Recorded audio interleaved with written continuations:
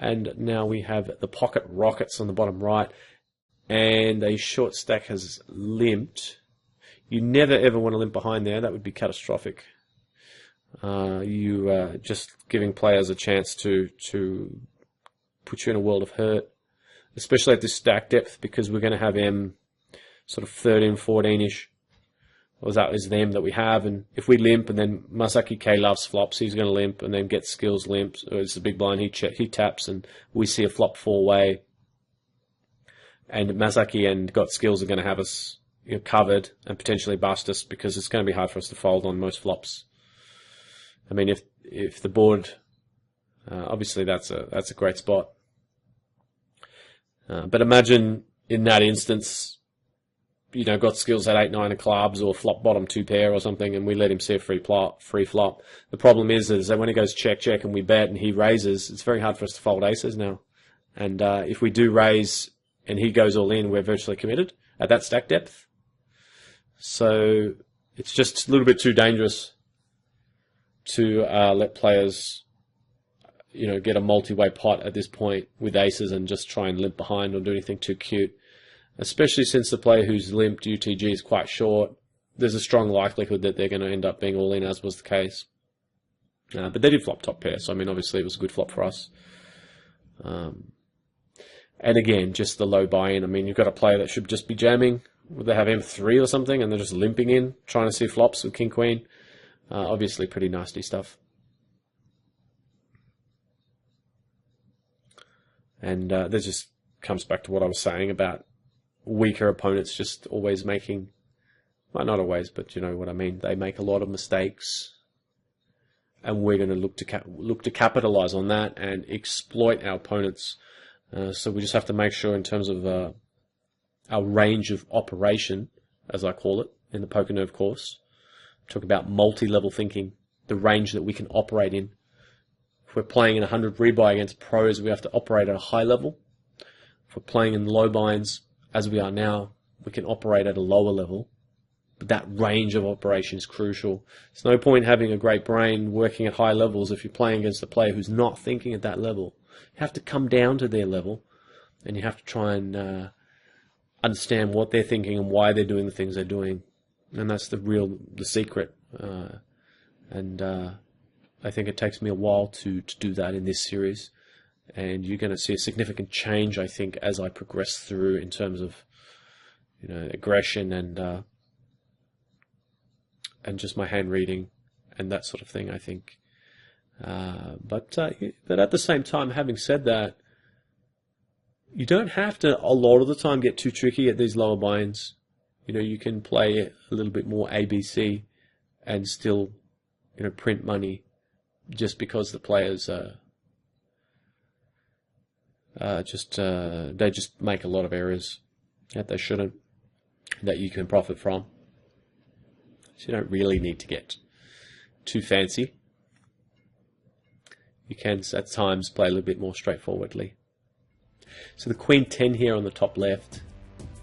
So you want to make sure you're always scanning the stack sizes behind, and this comes down to hand planning. Think of the hand kind of like a decision tree. I know it's hard when you're multi-tabling to always be thinking ahead, but with the Queen 10 here, you want to make sure, just as before you pop out your raise if you can, how you're going to respond if the button 3 bets you, small blind, if the big blind jams, what are you going to do? So I think it's a pretty good board for c-betting, because there's just not a lot on offer, and a lot of, I think a big part of our opponent's range doesn't connect with that board or is going to be weak, like ace nines and pocket fours and things like that. Very hard for that player to continue there. And so, jack queen, 10 jack suited, stuff like that. King X, king high boards are usually very good. They're really the quintessential, if I can use that word. I'm not sure, but it sounds cool, so I just want to try and use it. The flops where they're the driest. King XX, King 7-2. I mean, that's super dry. And a lot of the times, if your opponent doesn't have a king, then that you can get a lot of folds from c-betting. It's very profitable. Of course, queen 7-2 boards and whatever, obviously quite good as well. But the thing about the queens and jacks, as strange as it sounds, a lot of the times opponents might be more inclined to play those hands because they connect more with, if you've got a jack, you can have ace jack, king jack, queen jack, 10 jack, jack 9, jack 8 suited. You kind of have a lot of connectedness going on. Whereas with a king, you don't have many. You can't really have much connectedness. You can only have, ace king would 3-bet pre, right? So they don't have ace king. So they might have king queen, king jack, king 10 only, unless they're really loose and they're playing stuff like king 9 and that sort of thing. But my point is that I'd be more worried about a jack high board than I would a king high board if the hand is not 3-bet pre-flop. If a player just flats us, I'd much rather see king 7-2 than jack 7-2. Just because I feel a jack is a hand that might flat a little bit more often. King jack, jack queen, 10 jack, jack 9 suited. And we did see that earlier, the jack 9 suited flat by the button player on the left hand table.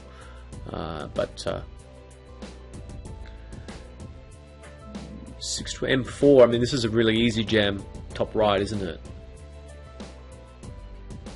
We've got queen 8, so we could actually jam that hand up to M8 profitably, and we're only half of that effectively. Remember, we're always looking at the effective stack size, and the player in the big blind there only had M4.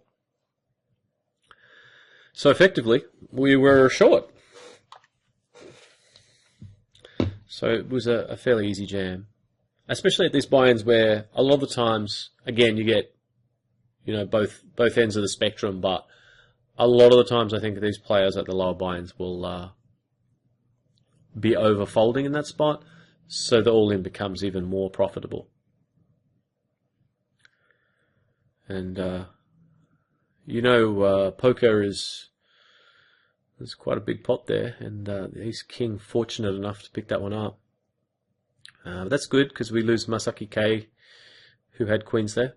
So he's a good player, so good to get rid of him.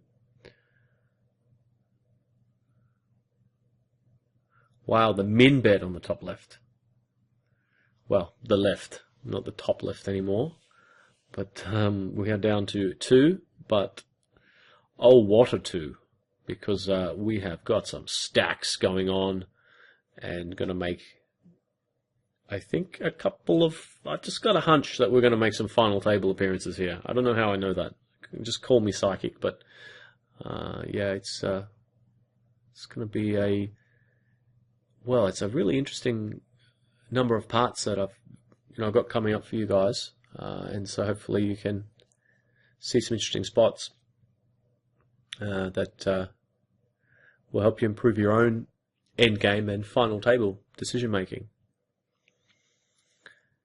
I do think, though, as I said, that I wasn't quite, my radar wasn't quite, that working that well this part. I do make a couple of mistakes where I think I defend a little bit tight from the blinds in spots. I don't 3-bet enough, and I just don't quite get enough value. And you guys can probably, you'll see that coming up in the next parts, and you'll know, oh, that's hand, probably, is what Acesup is talking about. Because remember, we are switching to the real-time commentary, which, of course, is always a lot of fun. Yeah, it's there's going to be at times when there's thousands of dollars on the line. King 6 here, top left, probably don't mind an open, but I could go either way. Yeah, there'll be times when there's thousands of dollars on the line, and I think you're going to hear in my voice, the excitement. I'm not, it's always nice to look back on the moment later, but often you're, a bit more sort of subjective to what's happening, just analyzing. But when you're actually in the moment, I like to bring you strategy, of course, and as best I can while I'm playing. But you're going to hear a bit of excitement at times, no doubt. Even though I'm not generally, well, at least not when I'm recording, you don't see a lot of see me running around the room, screaming and that sort of thing when there's huge pots. But Yeah, it's going to be fun. So 10 Jack here on the right, and it looks like we're around M15. There's 6k in the pot to start the hand, so around about M15. Obviously never folding. 3-betting is an option, but I think the best line here in position with a playable hand like 10 Jack is probably just a call. And on the left, the open with the pocket fours. We do get a caller, and we've got fairly good depth of stack, so that's good if we can flop well or get a nice board. And the 10 Jack on the right, I mean, it's not a bad flop considering it's a heads-up pot and we're only against the small blind. He's stealing 30%, so he could have a bit of a range.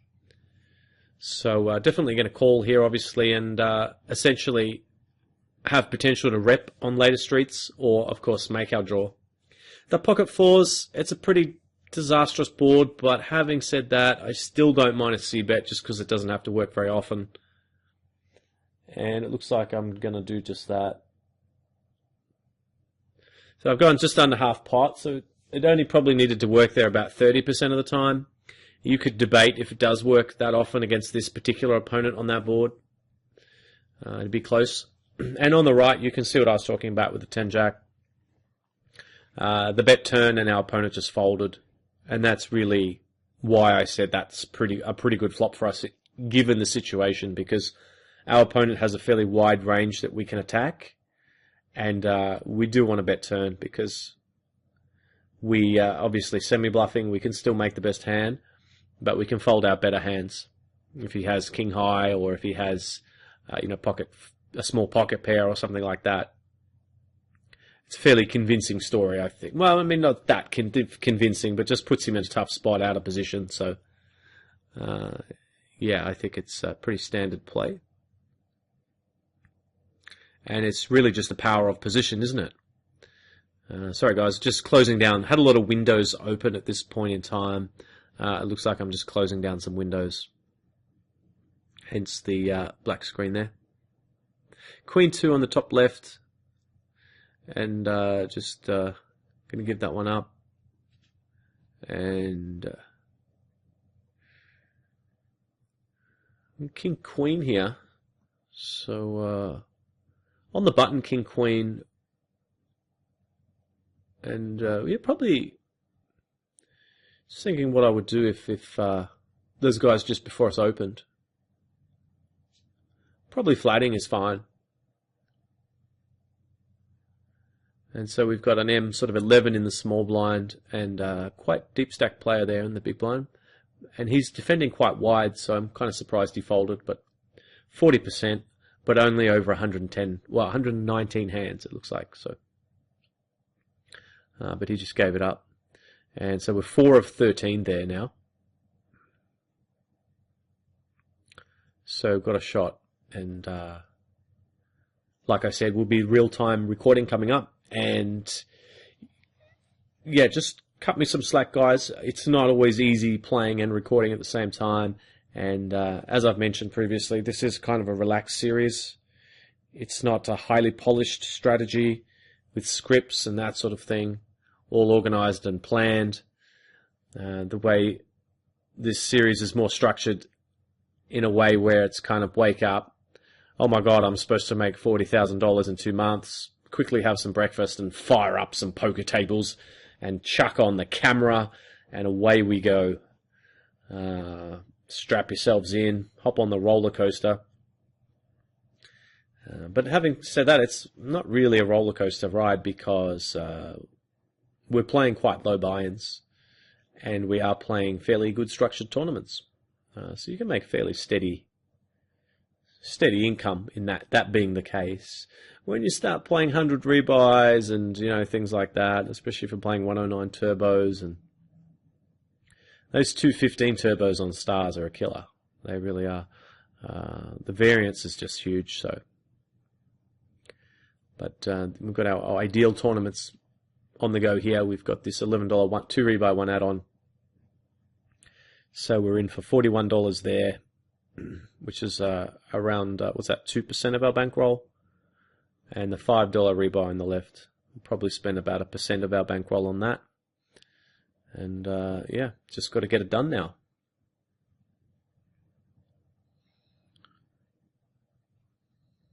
And we're 5 of 13 there. And that's almost 2,000. So we've got an opportunity here to double our bankroll. More than double our bankroll in the very first session.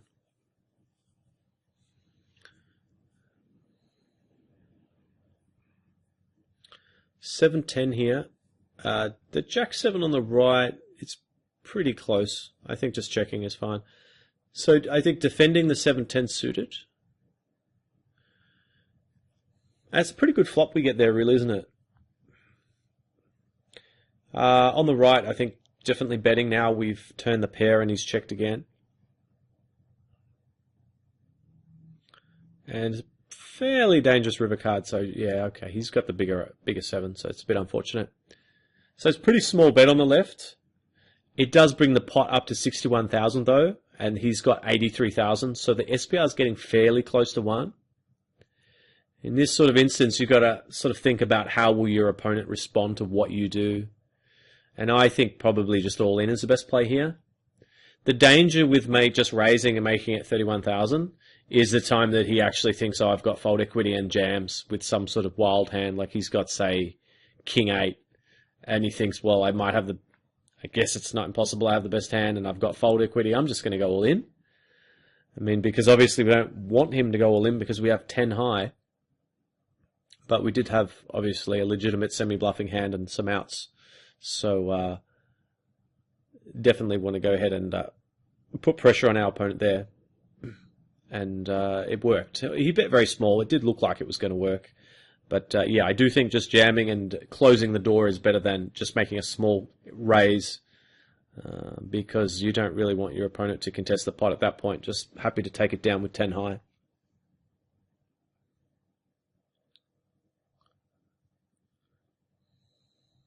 You can see I've already clicked fold on the left. Yeah, I don't really like doing that. I mean, if I'm multi-tabling, it's a given, but I'm only 2-tabling. And this is kind of what I'm talking about. I mean, this guy here's got a stack size that we get great leverage against. You've got to be ready for 3-betting. I'm not saying I would have with 3-6 suited there, but at least you've got to, I think, you know, be a bit ready for it. And thinking all the time, every hand, about the dynamics and what you can do. You know, if he's opening a lot, which he seems to be, certainly the 3-6 last hand, don't mind a 3-bet. We're probably getting a lot of folds, and we get great leverage against our opponent. And these lower buy-ins, players will often defend, though, a little bit wide against 3-bets, which is not too bad when you have a hand like Jack-9 suited, but not so good with 3-6 suited. Because Jack-9 suited can give you a little bit more equity post-flop more frequently. Just reliving the 7-10 here, the defend and the check jam. We've got the backdoor hearts to boot as a little bonus. And his small bet there was, I think 3-way, that sort of bet size does look a little bit suspicious, like he's just trying to maybe pick up the pot for cheap. And we have got the Cowboys here, and we don't want to pick the pot up for cheap. We are praying for a 3-bet. Come on, big blind, don't let us down. He's around, well, here we go. And he looks like he's around M20, so it's kind of a smallish one. I could go either way here, but I think, and as I've said earlier, I should stick to my guns. I said earlier, more sort of ABC play, and that sort of thing is the way to go. And I do think that's fine, just to go ahead and stick in the 4-bet here. We've got a situation where our opponent might spaz out and think that we're doing something wild and jam a hand like pocket sixes. At the same time, he might call with a wideish range out of position there. Or he could just have a big hand and gets it in. And so I think that it's fine. But I do think that there's a lot of merit if you think your opponent is semi-bluffing in that instance a lot. And I would be. Maybe not so much at M20 because he doesn't get good leverage. The reason why I say he doesn't get good leverage is because when he 3-bets us, we have the option to 4-bet as a bluff, as a semi-bluff, and make him fold. As it is, we had kings, but he did fold, so That's what I mean when I say he actually didn't really get that greater leverage, because we have the opportunity to put in an additional bet without committing ourselves, which is really what leverage is all about, isn't it? Which is why I probably don't 3-bet good players so much at that stack depth, because they have the option to 4-bet and get the leverage. But having said that, it's still not too bad a spot to put in a 3-bet. It looks pretty strong, and he does get folds from us at decent percentage, so maybe he is a thinking player and making a light 3-bet there.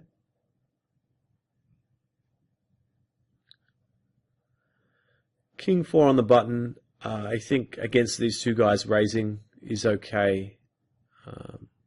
Got skills in the small blind, hasn't been doing too much against us, and the big blind looks pretty tight. So I think it's sort of a classic steal there. And this one again, I think 10-6 could probably open that as well. You can see I'm a little bit worried about the button, just checking his tendencies there for 3-betting. But I would like to have seen, I think I normally would open that, but I do think I've just, as I've mentioned this series, playing a little bit snug, you might say, early on. Queen Jack against an M sort of 8 or 9. So I think while there is some merit to jamming, I think calling is the best play. And he's made the min bet. So I think, yeah, I mean, just a little raise, I think. That's a bit big, I think. I should have made it a bit smaller. But just a little raise to try and get him to maybe stick with a weaker pair, or maybe spaz out and put in a 3-bet on the flop, thinking you're bluffing. It's kind of a bit weird to see that raise size, isn't it?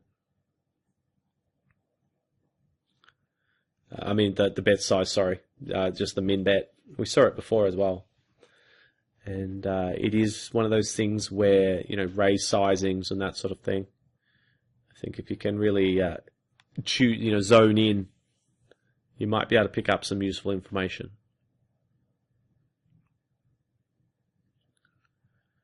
Short stack all in, King Jack, and looks like he is going to hang on there and pick up the pot. I don't even mind a raise on the right there as a steal. The thing about the dynamic that we have on the right when we open there is that the blinds are very short, which is kind of the dynamic that you want. They're likely to be contesting a little bit less because they're short, and closer to being, committed. They don't have much play. And the players who can 3-bet you ahead of them, if they do 3-bet you, they find themselves committed to the shorter stacks behind, so it puts them in a little bit of an uncomfortable situation as well. It's quite a nice dynamic to have when you've got the bigs and then the shorts.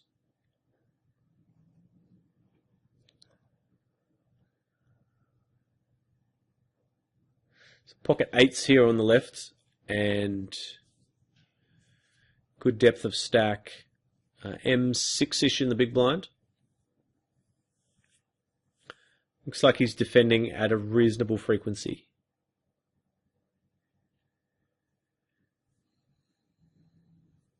Does defend, and it's another fairly smallish bet, isn't it, round third pot? Not quite as small as he bet before.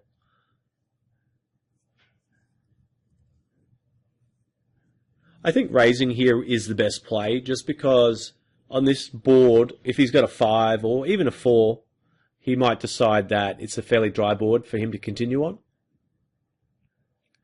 If we raise and we can get value, whereas, before scare card comes. Like if he's got 4-6 suited and the turn's a king or a queen or something, he's probably not calling any more bets, but he might call a flop raise. At the same time, if he's got clubs, we need to protect our hand, 6-7. But a lot of the time, I think when he donk bets, he's just got nothing. So it looks like the line that I'm taking here is to string him along with his nothing. And if he has got an 8, a 10, I should say. If he's got a 10, it's just bad luck. We only had a couple outs, but I think his range is wide enough that, and you can see that he did have the King Jack there, so just just the 2 overs, and I would say 80 to 90% of the time when you just see an opponent defend and then donk bet into you, they've got exactly that type of hand, just nothing. Maybe not a completely trashy hand that's got absolutely zero equity. In this instance, he's got a hand where he's got some backdoor outs. A queen gives him the up and down, the 9, the gut shot, the king or the jack, the top pair, the top pair, and a club gave him a flush draw. But I would like to have, rather than giving him a free card, free in the sense that we didn't charge him any additional, we just called the bet that he put out there. I would like to have seen perhaps a little bit more protection there with the 8s and put in a raise on the flop, try and get some value and protect our hand at the same time.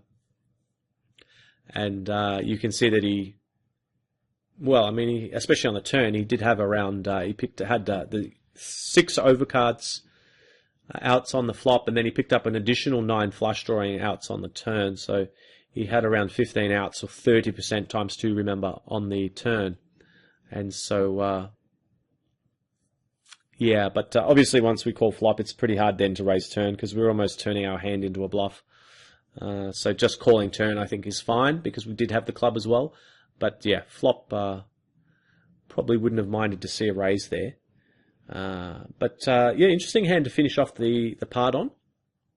And so that is the end of this part, guys. And I just wanted to say that, as I said, we are going into the real time now, real-time commentary. So hopefully you guys enjoy it. This has been a post-session review. Leave me your feedback as well, your comments, and let me know which you prefer. As for the real time, as I said, I'm only human. So, and this session, these sessions that are coming up, there's some big grind sessions coming up, and a guy's got to eat and so forth. So, it's not always highly polished. They're not always highly polished videos, but they're all real videos with me battling it out on the virtual felt, trying to pick up $40,000 in 2 months. And I hope you enjoy the journey. This has been Acesup for PokerNerve.com.